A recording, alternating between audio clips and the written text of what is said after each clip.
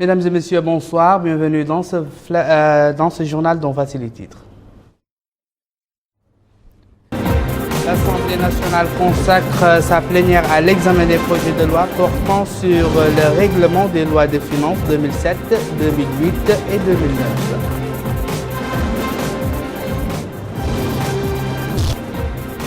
Remise des prix aux lauréats des concours du Ramadan pour l'année 2016-2017 dans le Saint-Coran, le Hadith, le Fiqh et la langue arabe.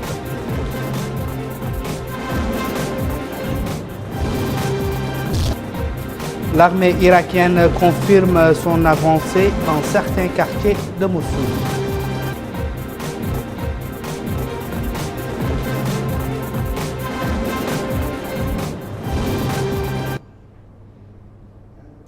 Merci de nous accueillir chez vous. Les projets de loi de règlement définitif des budgets de l'État pour les années 2007, 2008 et 2009 ont été ratifiés aujourd'hui lors d'une séance plénière par les députés. Le gouvernement était représenté à cette session par le ministre de l'Économie et des Finances, M. Mokhtar Ould Diaye d'Alifal.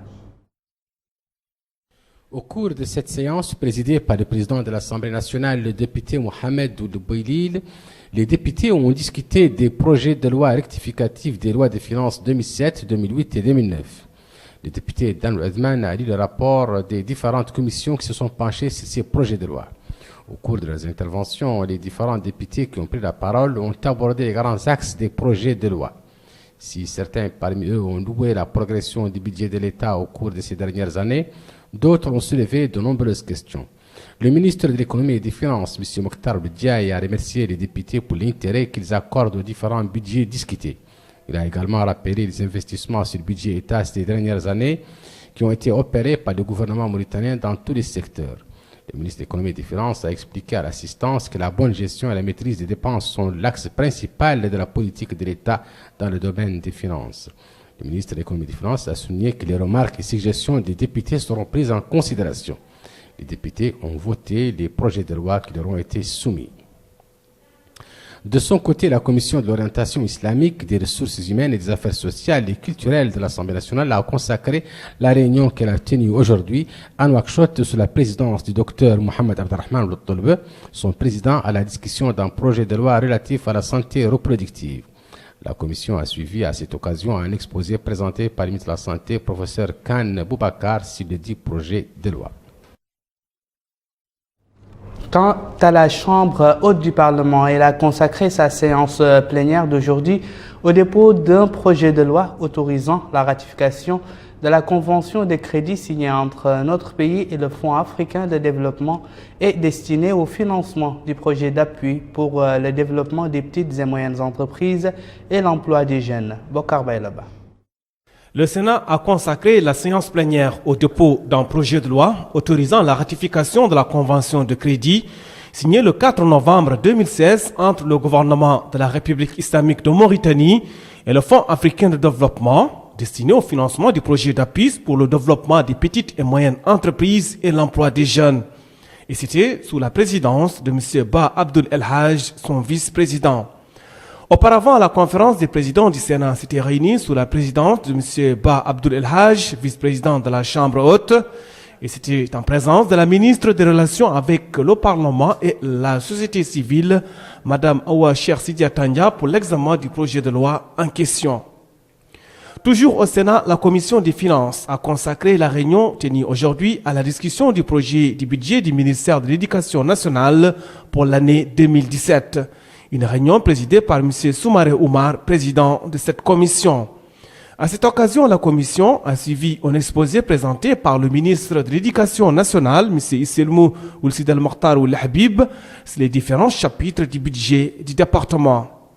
La même commission a consacré une réunion portant sur la discussion du projet de budget du ministère de la fonction publique, du travail et de la modernisation de l'administration pour l'année 2017.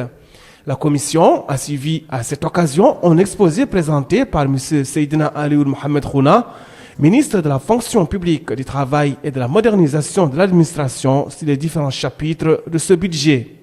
Enfin, la commission financière du Sénat a consacré une réunion portant sur la discussion du projet de budget du ministère des Pêches et de l'économie maritime pour l'année 2017.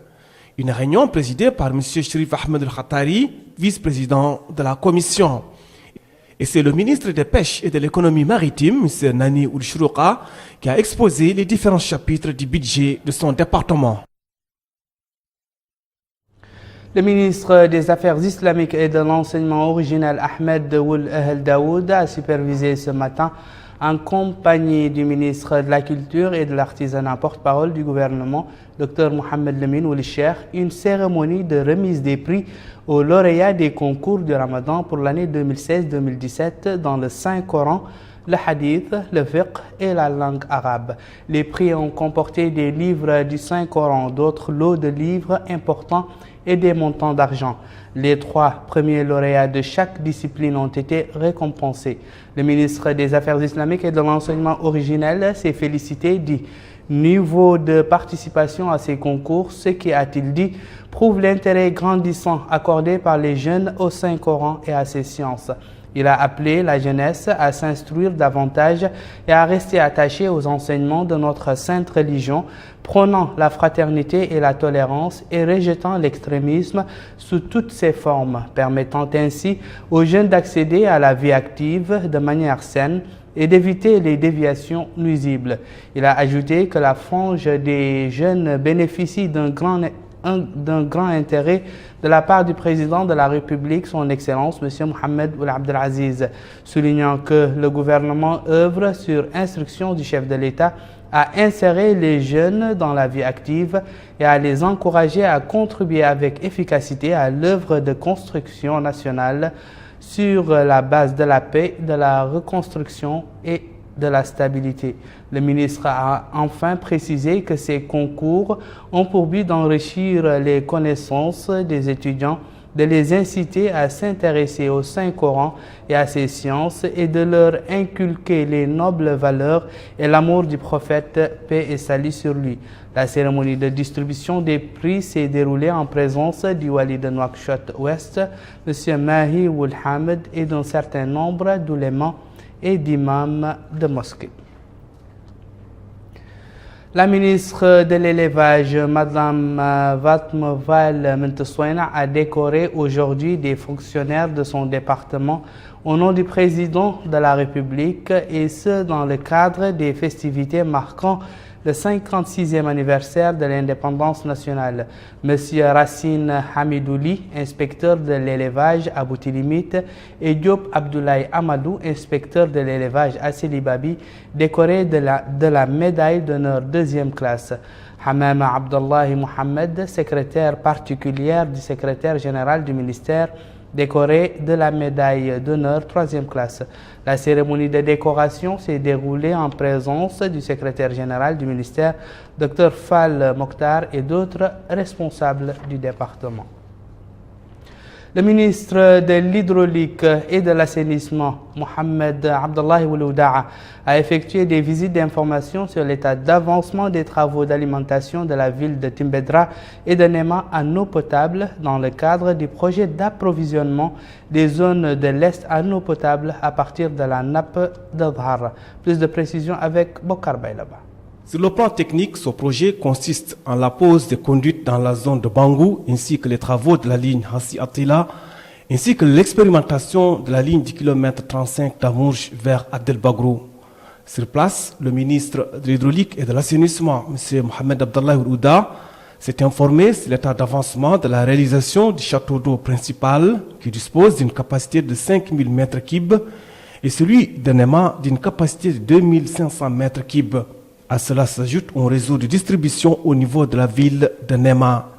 Le projet approvisionnera les zones est en eau potable à partir de la nappe de Dhar en exploitant un certain nombre de puits artésiens forés dans le champ de Borle. Un champ qui approvisionnera aussi en eau potable les villes d'Adel Bagrou, Amourj et Hassi Attila, ainsi que 6 villages environnants. S'agissant du champ d'Erwish, il approvisionnera en eau potable les villes de Nema, Ashmim et Timbedra, en plus de 9 villages au voisinage du réseau.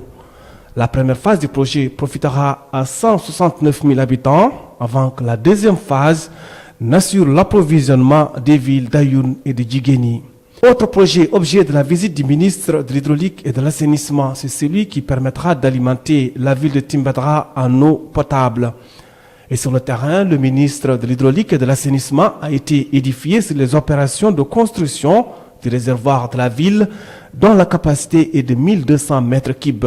Pour rappel, le projet est réalisé sur financement conjoint de l'État mauritanien, du FADES et de la Banque islamique de développement à hauteur de 125 millions de dollars. Direction à présent à Nouadhibou, où 2 mosquées ont été inaugurées aujourd'hui dans le quartier El Wafa par Mohamed Walou Ahmed Youra, wali de Dakhlet Nouadhibou.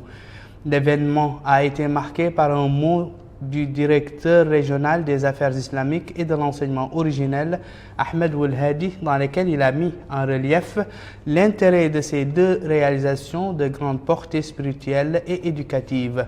Il a rappelé pour la même circonstances les acquis réalisés dans le domaine conformément aux instructions du président de la République, M. Mohamed Ould Abdelaziz.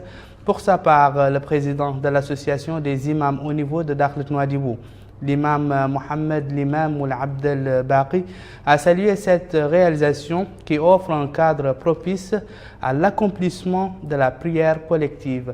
Il a remercié également les pouvoirs publics pour la priorité accordée à l'enracinement des préceptes de l'islam et de ses valeurs de modération et de tolérance.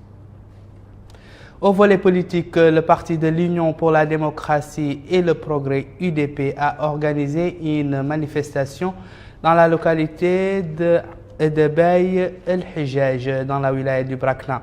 C'est le premier vice-président du parti qui a présidé cette manifestation qui était l'occasion pour le parti d'accueillir de nouveaux adhérents.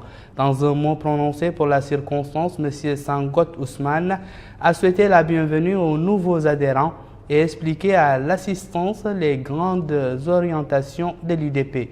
M. Sangot Ousmane a également expliqué que son parti entreprend une campagne de sensibilisation pour l'adoption par les populations des recommandations du dialogue national inclusif.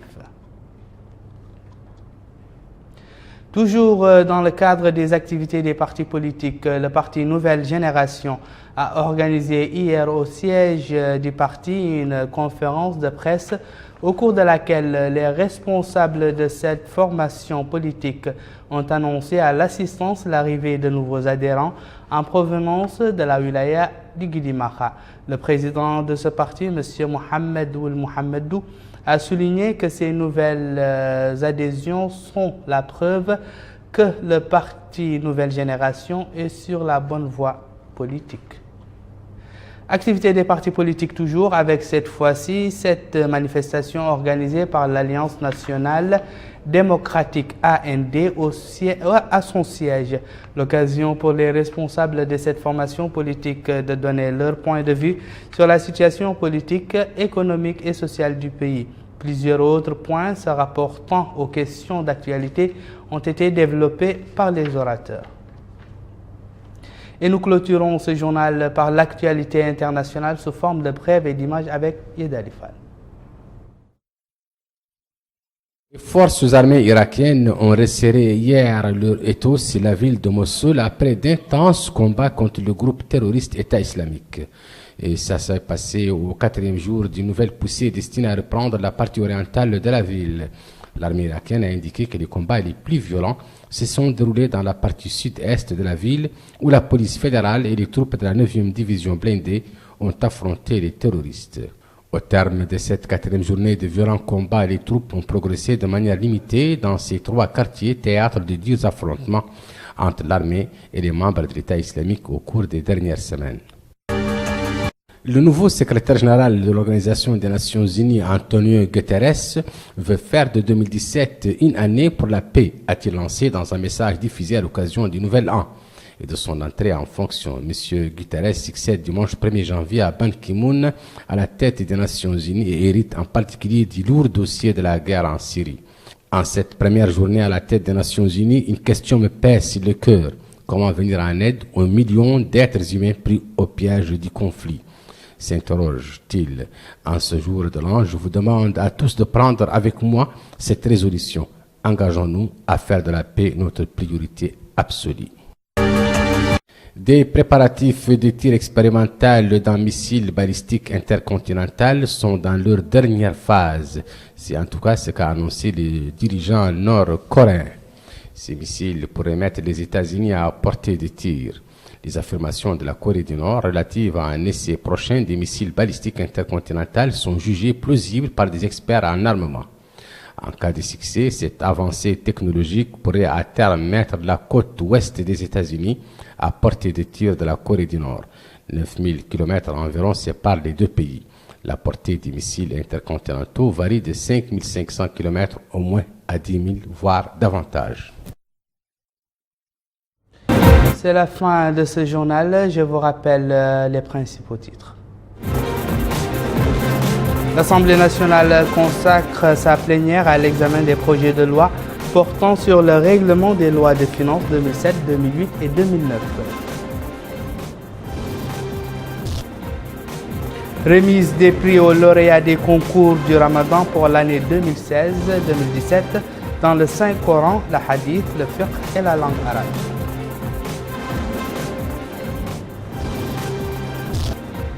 L'armée irakienne confirme son avancée dans certains quartiers de Mossoul.